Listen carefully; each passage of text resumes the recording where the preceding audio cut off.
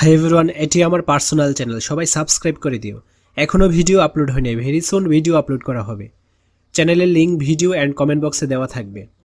সুপ্রিয় শিক্ষার্থীরা, তোমরা এই প্রশ্নটা ভালোভাবে দেখে নাও। এই প্রশ্নটি এনসিটিভি থেকে প্রদত্ত, এনসিটিভি রিয়েল প্রশ্ন এটা। এখন এই প্রশ্নটি হুবহু তোমার স্কুলে আসতে পারে, আবার নাও আসতে পারে, আবার আংশিক কমন পড়তে পারে, অথবা 60-70-80% এমন কমন পড়তে পারে। তো সম্পূর্ণটাই ডিপেন্ড করতেছে তোমাদের ভাগ্যের উপর। আমরা প্রতিদিন এরকম প্রশ্নগুলো দেখব, এর ফলে তোমরা পরীক্ষায় ভালো করতে পারবে এবং কনফিডেন্স লেভেল ইনক্রিজ করে পরীক্ষার হলে যেতে পারবে। বিষয় গণিত, শ্রেণী সপ্তম, ক বিভাগ। সঠিক উত্তরটি খাতায় লিখো। একটি রম্বসের কর্ণদ্বয়ের দৈর্ঘ্য যথাক্রমে 24 সেন্টিমিটার এবং 18 সেন্টিমিটার হলে ক্ষেত্রফল কত বর্গ সেন্টিমিটার? বৃত্তের পরিধি সি এবং ব্যাস ডি হলে নিচের কোন সম্পর্কটি সঠিক? 8x square Y Z square এবং 10x cube Y square Z to the power 4 রাশিদ্বয়ের গসাগু নিচের কোনটি? 5 - 4x - x স্কোয়ারের উৎপাদকে বিশ্লেষিত রূপ নিচের কোনটি? কোনো পরিসংখ্যান 360 ডিগ্রির অংশ হিসেবে উপস্থাপিত হলে তাকে কি বলা হয়? 27 সংখ্যাটির বাইনারি রূপ নিচের কোনটি? একটি সমবৃত্ত ভূমিক বেলুনের ভূমির ব্যাসার্ধ 4 সেন্টিমিটার এবং উচ্চতা 12 সেন্টিমিটার হলে এর বক্রতলের ক্ষেত্রফল কত? এসএসসি 2025 শেষ মুহূর্তের প্রস্তুতি কোর্সটি করে পরীক্ষার টেনশন আজই দূর করে ফেলো। এই স্পেশাল প্রোমো কোড ব্যবহার করলে পেয়ে যাবে 500 থেকে 1000 টাকা পর্যন্ত ডিসকাউন্ট। কোর্সটি সকল গ্রুপের জন্য অ্যাভেলেবল। x/4 + 3 = x/3 - 2 হলে x = কত? একটি সংখ্যার 5 গুণ থেকে এর দ্বিগুণ বিয়োগ করলে বিয়োগফল 36 হয়, সংখ্যাটি কত? তো পাশের চিত্রের সমগ্রতলের ক্ষেত্রফল কত বর্গ সেন্টিমিটার? কতজন শিক্ষার্থী দৈনিক 4 ঘন্টা কম পড়াশোনা করে? একটি বর্গক্ষেত্রের পরিসীমা 52 মিটার হলে এর ক্ষেত্রফল কত বর্গ মিটার? আমরা এর অ্যান্সারগুলো একটু পরেই দেখব। একটি কাঠের বাক্সের দৈর্ঘ্য 5 সেন্টিমিটার, প্রস্থ 4 সেন্টিমিটার এবং আয়তন 40 ঘন সেন্টিমিটার হলে উচ্চতা কত সেন্টিমিটার? x + 7 x - 7 = 15 সমীকরণটির একটি মূল। রম্বসের ক্ষেত্রফল 100 বর্গ সেন্টিমিটার এবং একটি কর্ণের দৈর্ঘ্য 10 সেন্টিমিটার হলে অপর কর্ণের দৈর্ঘ্য কত সেন্টিমিটার? তো চলো এখন আমরা এই প্রশ্নগুলোর অ্যান্সারটা দেখে নিই। তো এই হলো এই প্রশ্নগুলোর অ্যান্সারটা, ঠিক আছে, তোমরা দেখে নাও। তারপর দেখো এক কথায় উত্তর। 2 হাতের 10টি আঙ্গুল ব্যবহার করে বাইনারিতে সর্বোচ্চ কোন সংখ্যাটি পাওয়া যাবে? একটি রুবিক্স কিউবের ধার 4 একক হলে এতে 1 একক ধার বিশিষ্ট মোট কয়টি ছোট ঘনক থাকবে? 2টি ক্রমিক জোড় সংখ্যার একটি x হলে অপরটি কত? 3xy⁴ জেড স্কোয়ার এবং 6x² Z to the power 4 রাশিদ্বয়ের লসাগু কত? একটি সামন্তরিকের 2টি সন্নিহিত বাহুর দৈর্ঘ্য 7 সেন্টিমিটার এবং 5 সেন্টিমিটার হলে এর পরিসীমার অর্ধেক কত সেন্টিমিটার? সিলিন্ডারের ব্যাসার্ধ r একক এবং উচ্চতা h একক হলে এর সমগ্রতলের ক্ষেত্রফল কত? বৃত্তের পরিধি ও ব্যাসার্ধের অনুপাত কত? 2x - 3x² - 1 = 0 সমীকরণটিতে ax² + bx + c = 0 এর সাথে তুলনা করলে a এর মান কত? অবিন্যস্ত তথ্যের ক্ষেত্রে পরিসর নির্ণয়ের সূত্রটি লিখো। কোনো অবিন্যস্ত উপাত্তের সর্বোচ্চ মান 90, সর্বনিম্ন মান 35 এবং শ্রেণী ব্যবধান 5 হলে শ্রেণী সংখ্যা কত? আমরা এখন এর অ্যান্সারগুলো দেখে নিব। তো এই অ্যান্সারগুলো তোমরা দেখে প্র্যাকটিস করে নিবে, ঠিক আছে, যেন পরীক্ষায় আসলে বা এরকম নিয়মগুলো আসলে যেন পারা যায়।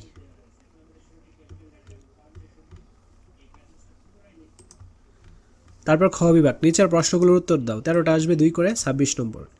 একটি আয়তকার বাগানের ক্ষেত্রফল x² - 5x + 6 বর্গ একক হলে এর দৈর্ঘ্য ও প্রস্থ নির্ণয় করো। 5 বিট ব্যবহার করে বাইনারিতে বৃহত্তম ও ক্ষুদ্রতম সংখ্যা 2টি নির্ণয় করো। একটি বৃত্তাকার পার্কের ব্যাস পরিধির পার্থক্য 100 মিটার, পার্কটির ব্যাসার্ধ নির্ণয় করো। একটি সমবৃত্ত ভূমিক বেলনের আয়তন 150 ঘন সেন্টিমিটার এবং ভূমির ক্ষেত্রফল 30 বর্গ সেন্টিমিটার হলে উচ্চতা নির্ণয় করো। 2টি ক্রমিক স্বাভাবিক বিজোড় সংখ্যার যোগফল 44 হলে ক্ষুদ্রতর সংখ্যাটি নির্ণয় করো। একটি আয়তকার বাগানের পরিসীমা 70 মিটার, বাগানটির প্রস্থ অপেক্ষা দৈর্ঘ্য 7 মিটার বেশি, বাগানটির প্রস্থ নির্ণয় করো। তারপর ABCD রম্বসের AC ও BD কর্ণদ্বয় পরস্পর ও বিন্দুতে ছেদ করে। কোণ AOB = 4x - 16 এবং কোণ COD = 3x + 7 হলে x এর মান নির্ণয় করো।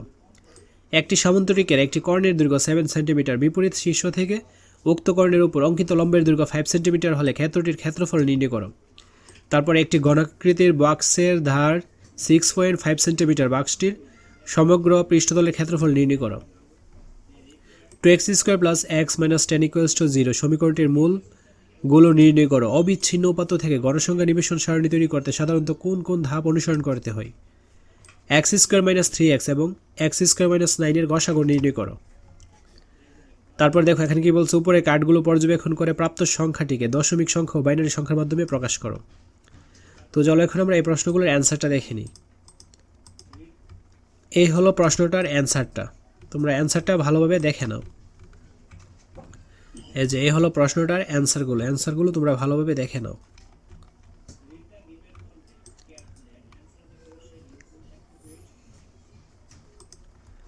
তারপর দৃশ্যপট নির্ভর প্রশ্ন, 10টি থেকে 60টি প্রশ্নের উত্তর দিতে হবে। এখানে দেখো একটা উদ্দীপক দেওয়া রয়েছে, 4টি বীজগণিতিক রাশি রয়েছে এখানে। প্রথম রাশিকে উৎপাদকে বিশ্লেষণ করো। দ্বিতীয় ও তৃতীয় রাশির গসাগু নির্ণয় করো। দ্বিতীয়, তৃতীয়, চতুর্থ রাশির লসাগু নির্ণয় করো। চলো এখন আমরা এই প্রশ্নের অ্যান্সারটা দেখে নিই। তো 2 নম্বরের অ্যান্সারটা হলো এইটা, তোমরা জাস্ট একটা প্র্যাকটিস করে নাও। তারপর একটি আয়তকার বাগানের দৈর্ঘ্য প্রস্থের 3 গুণ এবং পরিসীমা 120 মিটার। এই বাগানের ভিতরে এমন একটি পুকুর আছে যার দৈর্ঘ্য প্রস্থ অপেক্ষা 4 মিটার বেশি। আয়তকার বাগানের ক্ষেত্রফল নির্ণয় করো। পুকুরের ক্ষেত্রফল 32 বর্গমিটার হলে এর পরিসীমা নির্ণয় করো। আমরা এখন এর অ্যান্সারটাও দেখে নিব। তো 3 নংয়ের অ্যান্সারটা হলো এইটা, অনেক ইজি অঙ্ক, যারা পড়ালেখা করেছো তারা বুঝতে পারতেছো যে প্রশ্নটা কতটা ইজি। 4 নং, 16 সেন্টিমিটার দৈর্ঘ্য 12 সেন্টিমিটার প্রস্থ বিশিষ্ট 2টি কাগজের টুকরা নিয়ে টুকরা 2টির একটিকে দৈর্ঘ্য বরাবর এবং অপরটিকে প্রস্থ বরাবর মুড়িয়ে বা রোল করে 2টি সমবৃত্ত ভূমিক বেলন বা সিলিন্ডার বানানো হলো। দেখাও যে উভয় সিলিন্ডারের বক্রতলের ক্ষেত্রফল সমান। উভয় সিলিন্ডারের আয়তনের মধ্যে পার্থক্য থাকলে কেন পার্থক্য হয়েছে যুক্তিসহ ব্যাখ্যা করো। তো 4-এর অ্যান্সারটা হলো এইটা।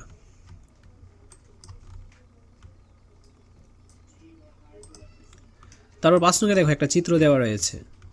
চিত্র এবিসিডি একটি ট্রাপিজিয়াম এবং A = DC।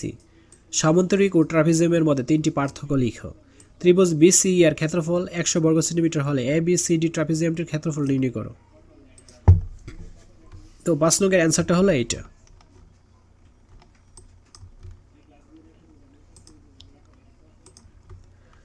চিত্রে 2টি সমকেন্দ্রিক বৃত্তের কেন্দ্র O এবং AOB ত্রিভুজটির ক্ষেত্রফল 18 বর্গমিটার। ভিতরের ছোট বৃত্তটির ব্যাসার্ধ নির্ণয় করো। চিত্রের গাঢ় অংশটির ক্ষেত্রফল নির্ণয় করো। তো 6 নং এর অ্যান্সার হলো এইটা। তারপর একটি স্কুলের 720 জন শিক্ষার্থী কিভাবে স্কুলে যাতায়াত করে তা নিচের পাইচিত্রে উপস্থাপন করা হলো।